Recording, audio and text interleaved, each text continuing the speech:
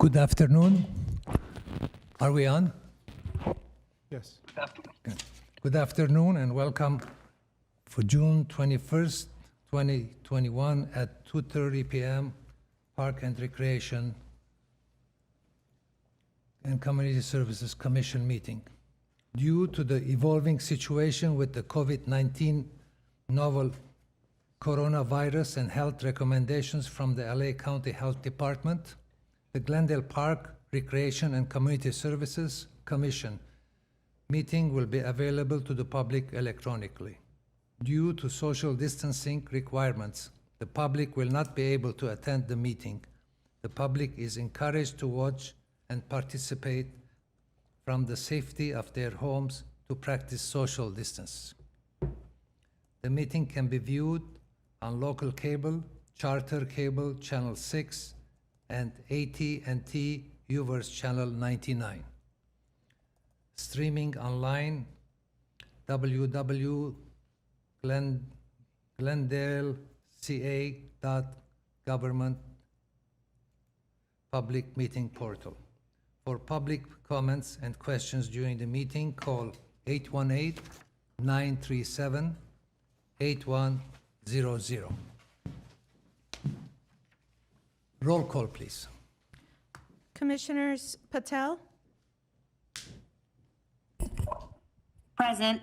Sardar Begian, Present. Wolfson, and President Kalfayan. Present. The agenda for the June 21st, 2021 regular meeting was posted on the bulletin board outside City Hall on or before June 18, 2021. Item 2, introductions and presentations. At A is recognition of outgoing Commissioner Kate Eberly.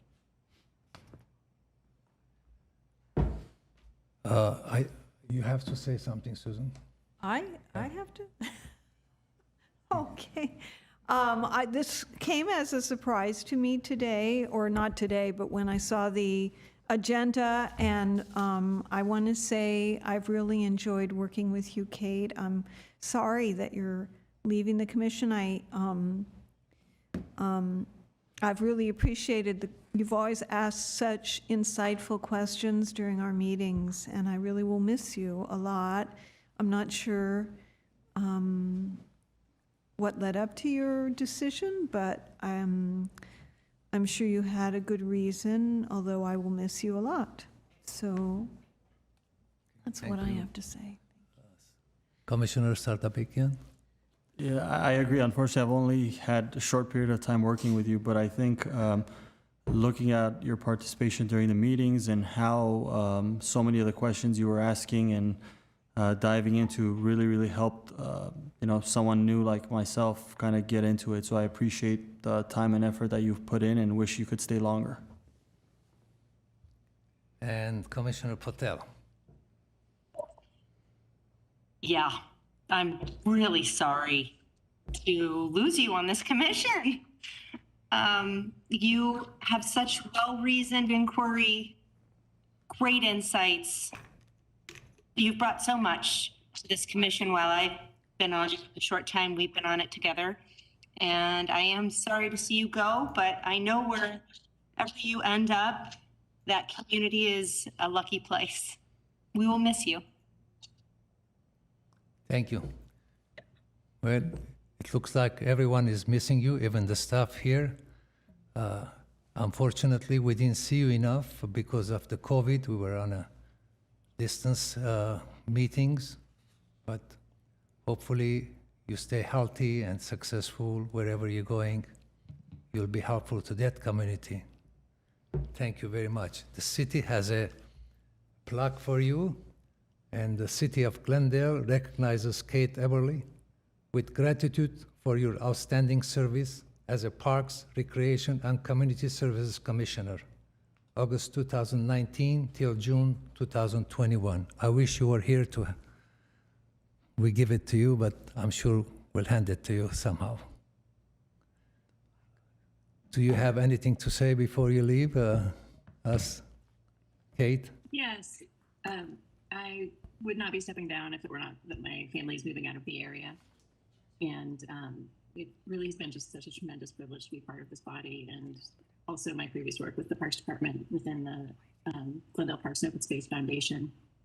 I really think that this department is a model of reasoned disagreement and respect for one another. I've just learned so much from working with all of you, and I'm really grateful for the experience. And as anyone who's moving knows, you get rid of a lot of things, but one thing that is coming with me is that plaque. It will be in a place of honor. Thank you so much. Thank you. We wish you good luck. Thank you. President Kalfai and members of the commission, thank you. Commissioner Eberly, on behalf of myself and the staff with CSP, we'd like to thank you for your dedication and service to our department. I met you back in 2015 when we were implementing the One Glendale program, when you were part of the Glendale Parks and Open Space Foundation. You're a champion of our programs. You're a champion of our department, and I wish you well as you move on to another state. And hopefully I'll be receiving your texts, nights and weekends on how you're enjoying the parks in your new state. And I wish you well. And your move will benefit you, but it'll truly be a loss to our department. You have been a champion, and I hope you get to visit us and visit the Nature Education Center when it's up and running, and also the mosaic that we'll be installing in the next couple months up at the Duke. So I do wish you well, and thank you for your dedication. Onig, if I may add to that. Commissioner Eberly, I know we've worked closely together as well on the Parks Commission and, on the Parks Commission and also on the Glendale Parks and Open Space Foundation, and you were a very key person on that board as well, and we're missing you already. I know you had stepped down from the board, and we miss you greatly, and just want to echo what everybody else has said, and it's been a pleasure to work with you. And please do remember, you can always continue to text us great ideas from your new community. I'm sure we'll be happy to take a look and consider it for ours. So thank you again for your years of service, and I personally will miss working with you. Thank you. You're not staying with us. You haven't changed your mind. I have one more item. ahead, please. Commissioner Eberly, also former Commissioner Michaels would like to congratulate you and thank you for your service. He did send me a text. He is watching live. I think he's I think he might be holding. Oh, he's holding, great. Yes, he is So holding. he does want to make an oral communication comment. So, thank you. Mr. Grant Michaels, you're now on the air. Thank you. Commissioner Everly, I did want to make sure I wished you well before you left. I appreciate your efforts on the commission as well as with the Parks Foundation. I have enjoyed working with you and getting to know the family at many of the different parks and community events. I know your new community will benefit from your experience, and as many have said, I do hope that you stay in touch and share ideas. Thank you again. Any other comments? Okay, it's time to say goodbye. Thank you so much, and we wish you good luck. Have a healthy and happy life. Okay. Next item, please. Next is item 3, upcoming council agenda items. President Kalfai and members of the commission, thank you. On June 29th, next week, we'll have 2 joint reports with City Council and Housing Authority. The first one is a report regarding fiscal year 2019-2020 annual action plan, substantial amendment, CDBG, CV round 3 for community development block grant program, emergency solutions grant, home investment partnership related to the CARES Act funding that was given to us this past fiscal year. The second report is approve revised plan for the 2020-2021 CDBG action plan to add additional $27,000 to the plan. On July 13th, we have a proclamation. July is Parks Make Life Better Month. And second report, we have an amendment for a 4-year, fiscal year 2020-2021 Elderly Nutrition Meals Program Subaward accepting Older Americans Act baseline funding from County of Los Angeles Workforce Development of Aging. Any questions from commissioners? No questions. Next item, please. Next, item 4, commission staff comments. Any comments? Commissioner Patel, any comments? No, thank you. Okay. Next item, please. Item 5 is oral communications. We don't have any callers. Item 6, consent items. At A is approval of the minutes of the commission regular meeting held on April 19, 2021.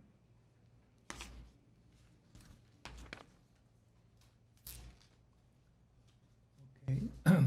I'm sure this was emailed to us a I'll week move ago. to approve You wanna? the April 19 minutes. The 19, April 19. Mhm. Okay, do We I have have a to do them second? separately, right? Each, Yeah, separate, right? We can, or we can take them together if Let's there's get consensus. both together, so it doesn't matter, yeah. okay, I'll move to approve both sets Both of of them. minutes. And do I have a second? I second. Okay. I'll take roll call. Commissioners Please. Patel, Aye. Sardar Begin, Aye. Wolfson, Yes, President Kalfayan. Yes. Next item, please. Next is item 7, reports information only. At A is status of park trees, oral report by Urban Forester Lauren Click. President Kalfai and members of the commission, a few meetings ago, commission had requested a report on the status of our park trees. We have invited Mr. Lauren Click, our urban forester with the Public Works Department, to give us a presentation, an oral presentation on the status of park trees and all the good work that the tree team and CSP team does on a daily basis, trying to maintain the park, maintain the trees in our parks. Good afternoon, President Kafan and commissioners, like pardon me.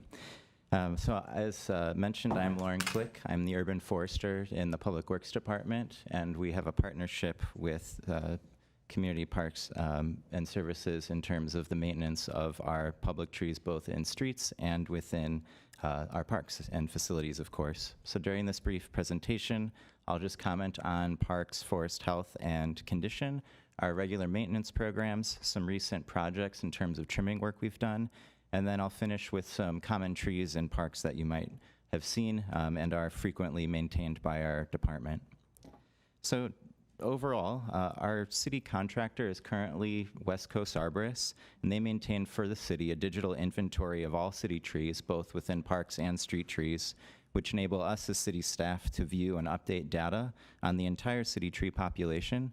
So as you can see here, we have about 6,500 individual trees within our parks and facilities. It's about 13% of the overall population of public trees.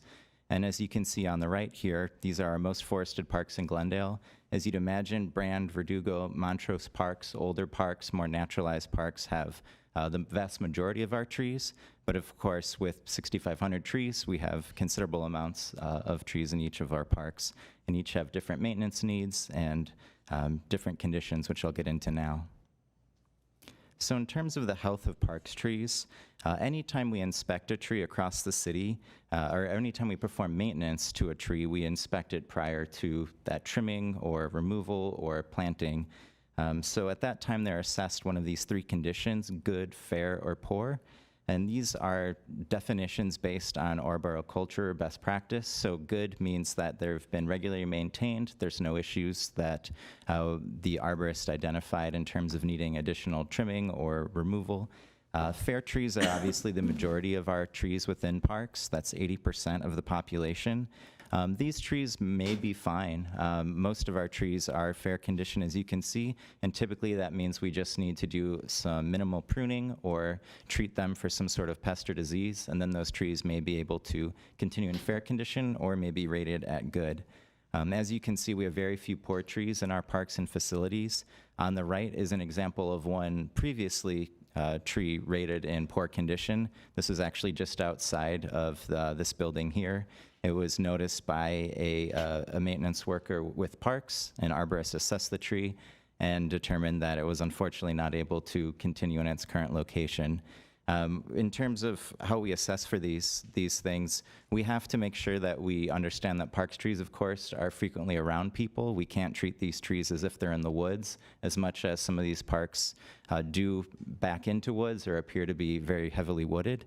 And so we need to make sure that we maintain these trees in a way so that there's not extending limbs or there's not extensive dieback in the trees where you'd see an issue if someone was picnicking or playing beneath the tree. And so that's part of the reason why we perform regular maintenance on our parks trees.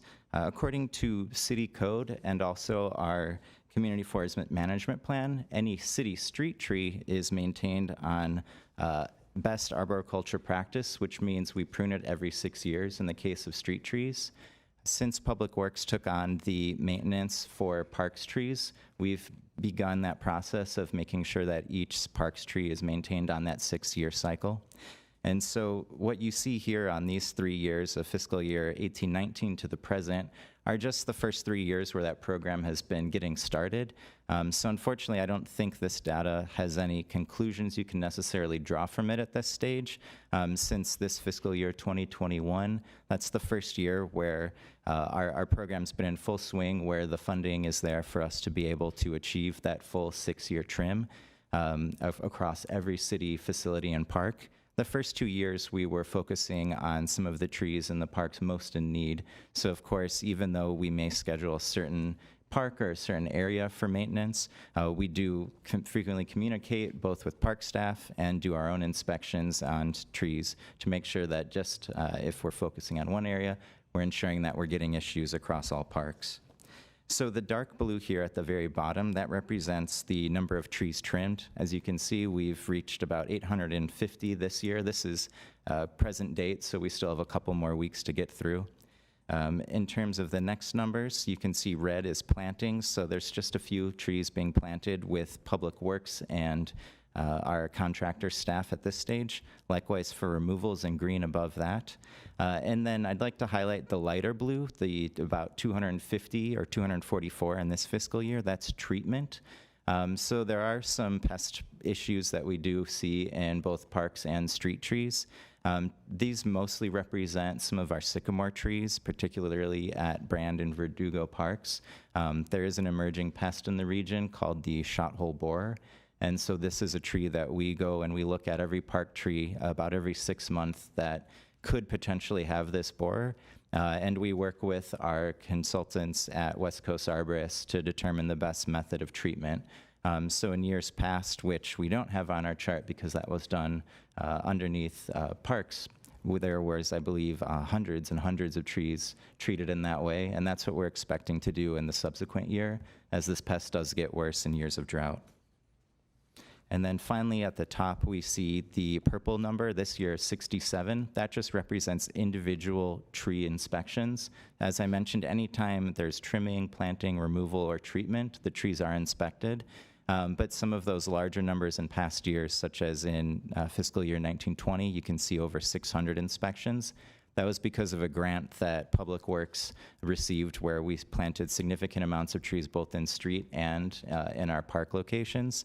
And so those trees were inspected more frequently than would be typical. So as I mentioned, we are pruning all parks and facilities trees on that 6-year cycle. So this year, in our first full swing year of that, we trimmed street trees in La Crescenta, which meant that we focused also on the parks at Duke Mason, New York, Dunsmore parks. As well, we continued to do full prunes at Verdugo Park and also Adams Mini and Palmer parks. So as I mentioned, we do try to reach every part of the city in a given year. Next year, we're anticipating the full pruning and inspection of trees at Glorietta Park, the Mayor's Bicentennial Park, Montrose, and the sports complex, and of course, many more. We're just focusing on the woodlands and Montrose as we make our way across the city here. And before I talk about the common parks trees, I do want to reiterate that we have a good system of our public calling in to Public Works when they see concerns. I know there's a similar method with parks, where if there's any concern for service of a tree from the community, we inspect it that way. And then we also do meet monthly with parks supervisors to make sure that there are any tree concerns that need work. We will be able to assess those and perform maintenance as needed. In terms of the most common parks trees that you can see here, the top two are native trees to our area, the coast live oak and the California sycamore. And these are, as I said, the top 10, and most of these are adapted to our Mediterranean climate. And so I think this is something to be proud of for the past generations that planted these trees, but also something that within our current staff we can take as a good sign for the longevity of our trees within parks and facilities.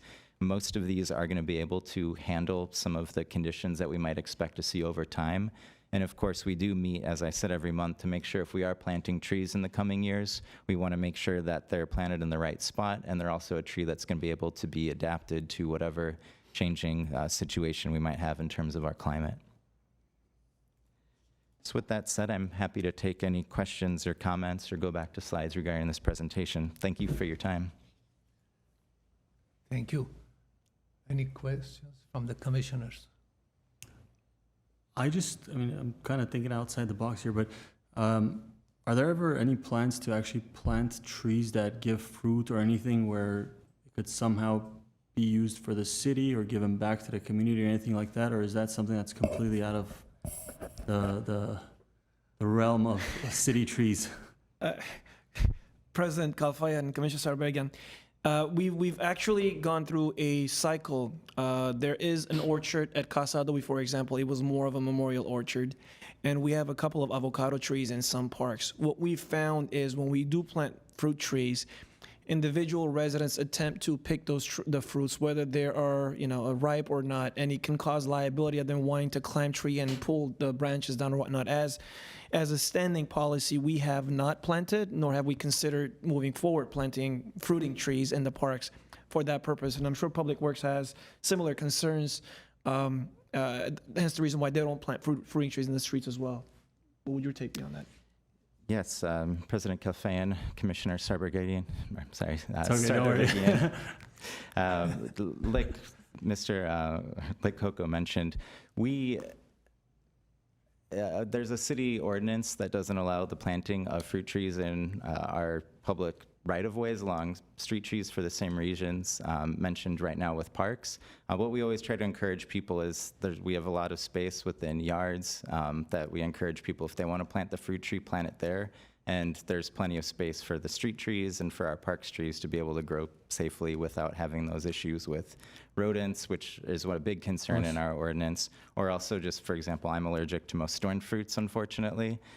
So I know there's other people in my situation. We want to make sure we don't find out the hard way on a city property, unfortunately. Makes sense. Thank you. Commissioner Wolfenson? Yes, I guess I'm just wondering, so every 6 years, I mean, I'm taking a page out of the book, so is that an appropriate interval for pruning trees in general, or it is? Mm-hmm. Good news for me. And President Kilfayan, Commissioner Wolfson, I can expand on that a little more. So our city streets, at least in terms of street trees, as I mentioned, those are, the management of those is based on our city ordinance, and including in that is a community forest management plan, which we use with the International Society of Arboriculture best practices. And they mention, and they suggest between 5 and 7 years for regular inspections and maintenance of trees. And so that would include our parks trees. Obviously, with parks, luckily we have a lot of staff that are constantly there, a lot of residents that are constantly there. So these are certainly healthy trees, can be pruned at that interval, and we do inspect more often than that, as you can imagine, to make sure that we don't have any situations where a tree might be in decline. We want to inspect that more frequently, or we are being more proactive in inspecting and trimming those. And Commissioner Wolfson, to add to that, every time we have a situation, let's say a branch has fallen, and we reach out to Mr. Click and his team, and they get out, they assess that individual tree as well as look at all the trees surrounding to make sure that we don't have any issues. So although that park is slated for every 6 years to be within the district to be pruned and maintained, if there's ever a need that we call out, forestry's team is right on it within the next day and they address it. So even though they have a cycle, we are able to still add trees that we feel is of concern and could be a hazard tree and or be a liability or require pruning. They handle those as well. Thank you both. Commissioner Patel. Yes. I just want to thank you for your incredible work. I was just reading today how the city of Cleveland is really pushing to have more canopy protection because the temperatures there are rising at such a quick rate. And I recognize the incredible work that you do for us in this dry climate to have quite a few, well, not a few, but have our city covered in so many beautiful trees. I know that takes quite a lot of work and dedication. And I just want to say the canopy cover that we can continue to have in this city will allow us to keep our temperatures down as climate change continues. So I commend you on your terrific work. Thank you. Any other questions before we go to the next item? Thank you very much. Thank you. Thank you. Next item. Thank you, Mr. Item Click. 7B, Park Services Section Monthly Activity Report for April 2021. Good afternoon, President Kalfai and members of the Commission. We have just an oral report for you today. It is for the month of March. We completed 857 work orders, of which 827 were completed by groundskeepers, 9 for pesticide application, and 21 work orders for the irrigation repair crew, for a total of 1,606 labor hours. The details are attached to your report. If you have any specific questions, I'll be glad to answer them for you. Do we have any questions on this? Yeah, just to clarify, is it for March or is it for April? Should be for April. I read March because the statement here says it is for the April. Okay, Yes. thank Thank you for that clarification. Thank you. Any other questions for Mr. Panosian? Next item. Next is 7C, Recreation and Community Services Section Monthly Activity Report for June 2021.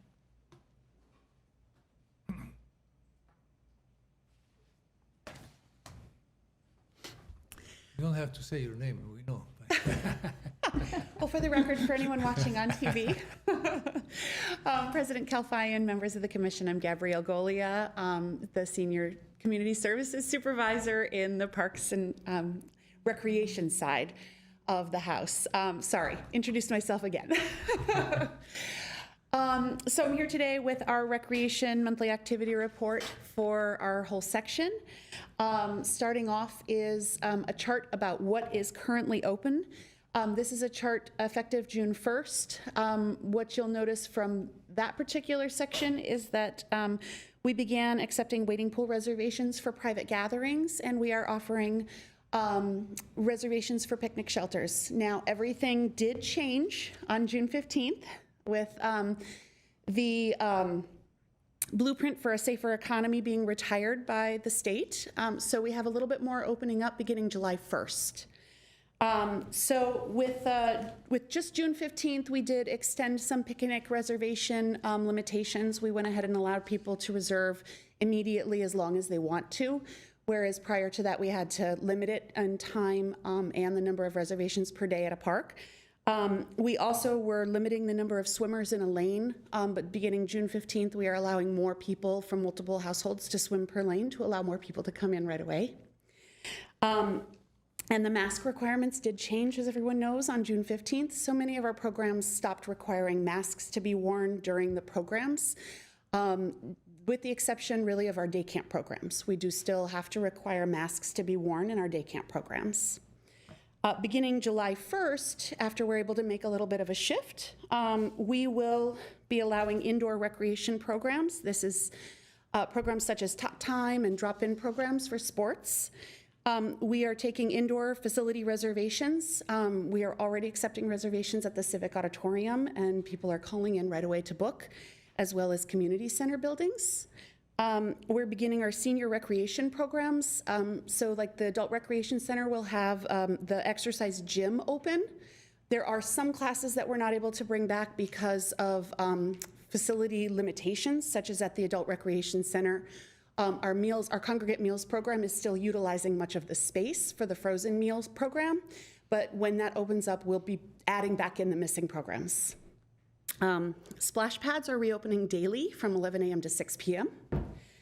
And wading pools will be opening with a schedule. We're still figuring that out because we had taken some reservations at wading pools, but we are working through which reservations we have to post a public schedule beginning July 1st.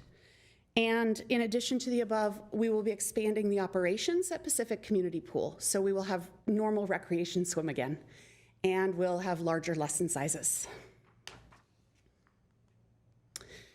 Our mass vaccination site at Glendale Community College has wrapped up as of June 13th. We did end the MPOD clinic, the Jewel City Vax Clinic. We did administer approximately 15,000 vaccinations there.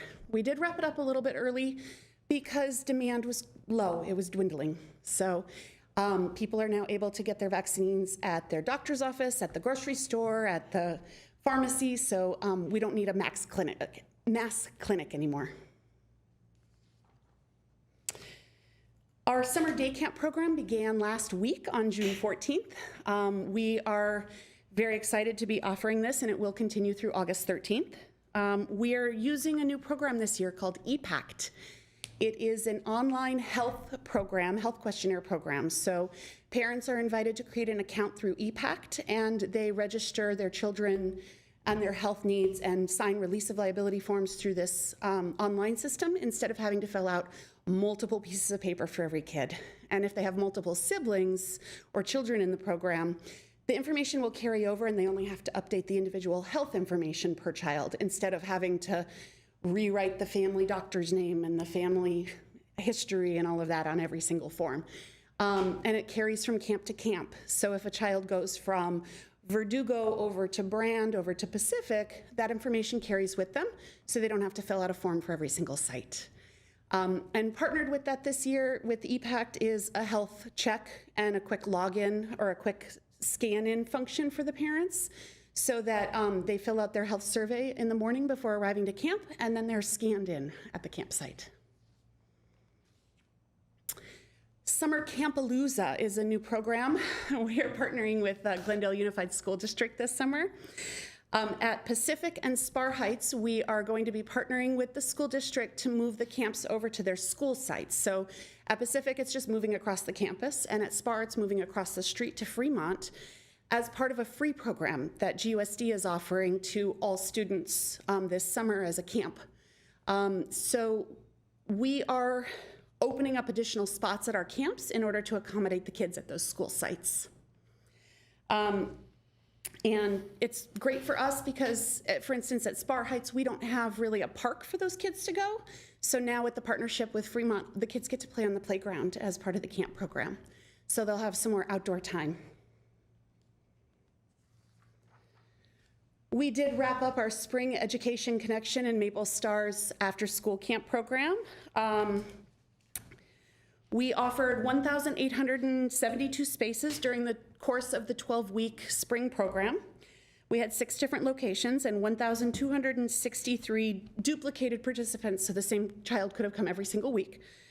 They did participate in the program. Generally, we were at about 67% capacity, and this was a completely free program for anyone to register so that kids could attend their virtual classes with us, and we had an after-school option as well to take care of the kids. Everybody Plays wrapped up on May 27th. This was a free access program to a variety of recreational programming and equipment, and this was coordinated by the LA County Department of Parks and Recreation. So we had 2 sites for the program, Maple Park and Pacific Park. Our 90-plus birthday celebration was sadly still virtual this year. We weren't quite able to bring them back to celebrate. May is Older Americans Month, and traditionally we have the big 90-plus birthday celebration. This year we did still cancel the in-person event, but we had a really nice slideshow that was showing on Channel 6. I won't show you the whole thing here because it was a lot of slides, but we recognized every one of the seniors who were 90 and above and celebrated the fact that they are with us and still celebrating even from home. We are so pleased. I should stop and just mention July is Parks and Recreation Month. We are not doing any big celebrations for it this year, but we will celebrate it at our day camp program. But part of it, we are bringing back a lot of our events. They may be modified, but we are bringing them back this year. And the first one is summer concerts in the park. So we will have 6 concerts scheduled between July 7th and August 11th. They're going to be in the evening at Verdugo Park on Wednesdays. Each night features a band, and it will be between 7 and 9 p.m. We have the Breakfast Club 80s band. We have the Canyon Brothers, which is a country band. We have Sgt. Pepper's Beatles tribute band. The Soulicious 70s Hits. Charangoa, which is a Cuban salsa band. And Bobby and the Gypsies, a flamenco rumba band. So we're also pleased to bring a clown show. To a couple of, for those of you who like clowns, there will be a clown show. It's called Four Clowns. It's LA's theater for young audiences. And they will be at 2 of the evening concerts to start it off before the concert begins. I hope you like clowns. We will be, we're very excited to announce that we're having the Jewel City Sparkles Fireworks Show on July 4th.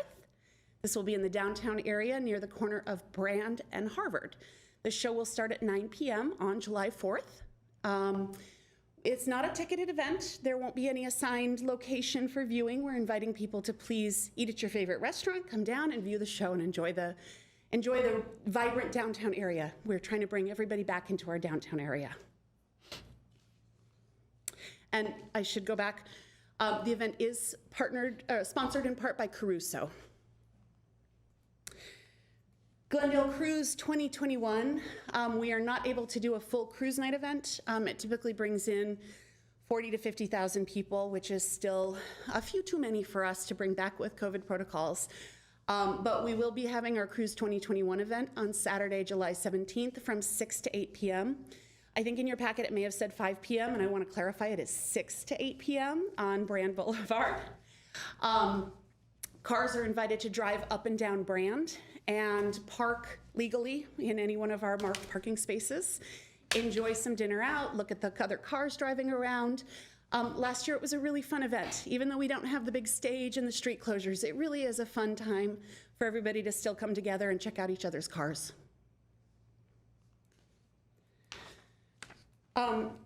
We are still offering our virtual Trails and Open Space program. We're starting to bring our programs back. But in the meantime, we also still have videos being posted and interactive or informational videos that people can watch and flyers that they can check out. Coming tomorrow is Scales and Tales. It's hosted by Chris DeGroof of the Southwestern Herpetologist Society. And it's a really neat little video about our local lizards and snakes that we have around here. Virtual senior programming continues. We're still offering our aerobics, stretching, dancing, Zumba classes. We also had a couple of presentations this month or last month in collaboration with Alzheimer's Los Angeles. And it helps provide legal and financial steps for seniors who are in need and are struggling with loved ones or themselves with Alzheimer's. Our STAR program met virtually as well. On May 11th, we had an instructor with GUSD presenting Siblings for Life and Friends Forever. We had a presentation on May 25th on boundaries and friendships. And on May 4th and 18, we had participants were given arts and crafts projects and homework assignments by police officers, and they had to complete them before the next virtual meeting. Our Youth and Family Services program did offer the virtual teen night out and workshops as well. We had a lineup in May including homeless resources for teens, California low-cost auto insurance, how to incorporate nutrition and fitness into your daily routine, and get fit now, stay fit later. We do have some great programming lined up for June as well. And finally, our Therapeutic Recreation program continues to take place bi-monthly on a virtual basis.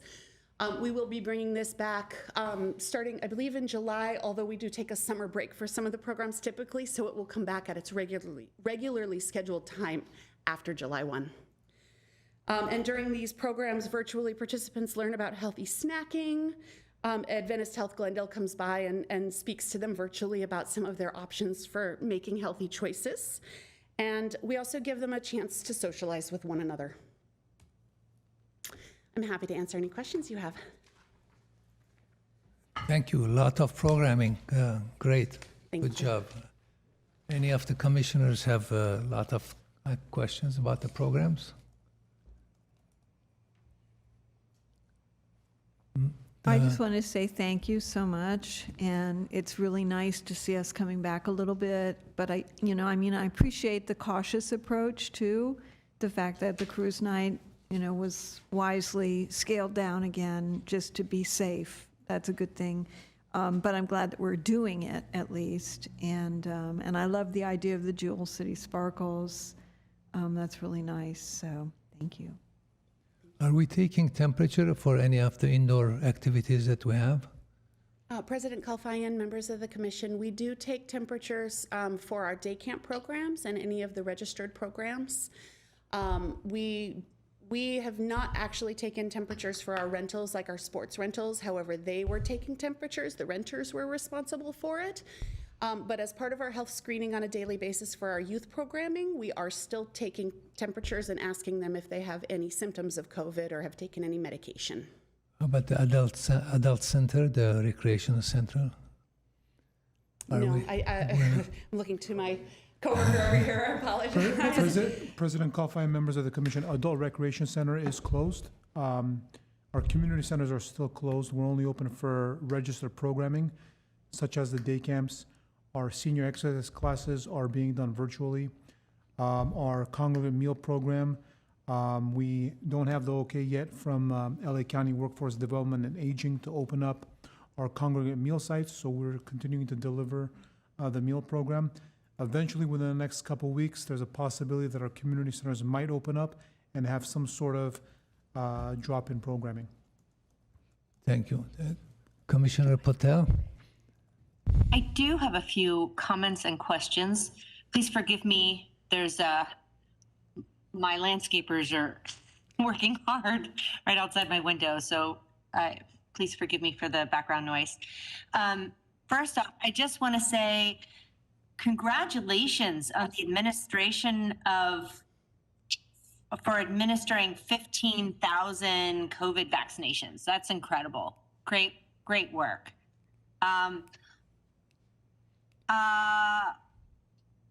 I do have some concern about the splash pads and the wading pools reopening to full capacity, as that the participants have not been given access to the COVID vaccines, especially since the Delta variant is supposed to be much more contagious and is spreading at a quite rapid rate right now. Are there any safety protocols still being observed in those areas? President Kalfayan, members of the commission, Commissioner Potel, The LA County Department of Public Health has lifted or retired all of their protocols with the exception of specifically to day camps and schools. So the only protocols currently in place are the general health order and the mask requirements. The health order and the mask requirements do state that during swimming activities, when the mask could get wet, children, even unvaccinated children, will remove masks or should remove their masks. If they update that in any way in the future, we will pivot quickly and follow any protocols that they may change or come up with. I do have a follow-up question. Sure. I understand the idea of pools having the face masks removed, especially since studies have shown that chlorine kills COVID. But are splash pads and wading pools swimming activities? President Kalfayan and Commissioner Patel, we do consider the wading pool specifically, those are swimming activities because the children who are swimming in them are usually under 3 or 4 years old. We can allow up to an 8-year-old, but even in the 1.5 to 20 inches of water, they do swim where the water is getting on their face. We require a swim diaper, and the water is chlorinated in our wading pools. Okay. Well, in my experience, having my son go there, I mean, the activity isn't really swimming. It's more like walking through the water and sitting in it. But I understand it's a strange gray area. I want to say that the education pods, I've been saying all year what amazing work you guys have done on that front. Really impressive. 1,872 spaces at 6 locations. I'm just so impressed, and the low transmission that you guys were able to experience really is attributed, obviously, to the incredible safety protocols you all must have been following, and the attentive work that you all put into it. I want to say that I'm very excited about the clown performances. I think that's really great. I love clowns. And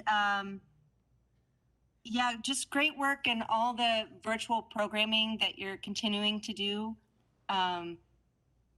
The subject matters regarding boundaries and friendships and the youth stars and some of the other topics that you are featuring just sound like really thoughtful ways of approaching mental health and providing supportive atmospheres for the kids and teenagers, and you're continuing on with the active activities for the seniors. So thank you again for all your work. Thank you. Thank you. Commissioner Sardabakian. Thank you. Okay, next item, please.